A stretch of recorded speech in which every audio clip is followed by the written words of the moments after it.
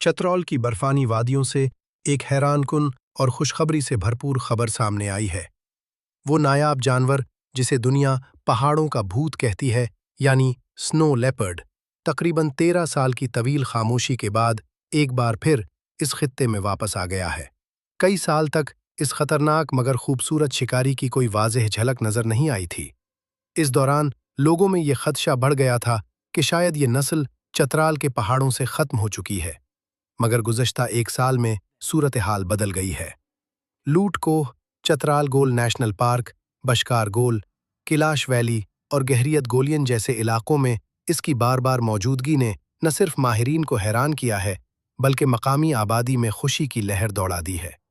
माहिरीन के मुताबिक इस वापसी की सबसे बड़ी वजह कुदरती माहौल में बेहतरी है। ख़ास तौर पर कश्मीर मारखुर और आइबेक्स जैसी जंगली बकरियों की आबादी में इजाफा हुआ है, जो बर्फानी चीते की बुनियादी खुराक है। जब सर्दियों में ये जानवर नीचे की तरफ हिजरत करते हैं, तो बर्फानी चीता भी उनके पीछे आता है, जिसके बायस इसकी झलकियां अब ज्यादा देखने में आ रही हैं। चतराल के लोग इस वापसी को एक मस्बत अलामत के तौर पर देख रहे हैं। उनके मुताबिक ये इस बात का सबूत है कि इलाके का कुदरती निज़ाम अभी तक जिंदा और मुतवाज़िन है। जंगली हयात की वापसी हमेशा एक सेहतमंद माहौल की निशानी समझी जाती है। ताहम इस खुशखबरी के साथ कुछ चैलेंजेस भी सामने आए हैं। बर्फानी चीते की वापसी के बाद मवेशियों पर हमलों में इजाफा देखा गया है, जिससे मकामी चरवाहों को नुकसान पहुंच रहा है। कई देहात में ये शिकायत भी बढ़ रही है कि उनके माल मवेशी अब महफूज नहीं रहे। माहिरीन और तहफ़्फ़ुज़ जंगली हयात के इदारे इस बात पर जोर दे रहे हैं कि इंसान और जंगली जानवरों के दरमियान तवाज़ुन बरकरार रखना बहुत ज़रूरी है।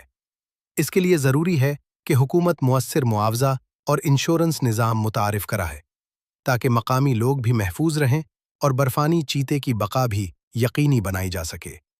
चतराल में बर्फानी चीते की ये वापसी सिर्फ एक जानवर की वापसी नहीं, बल्कि एक पूरे माहौलियाती निज़ाम की बहाली की अलामत है। यह हमें याद दिलाती है कि अगर कुदरत को वक्त और तहफ़्फ़ुज़ दिया जाए, तो वो खुद को दोबारा जिंदा करने की सलाहियत रखती है।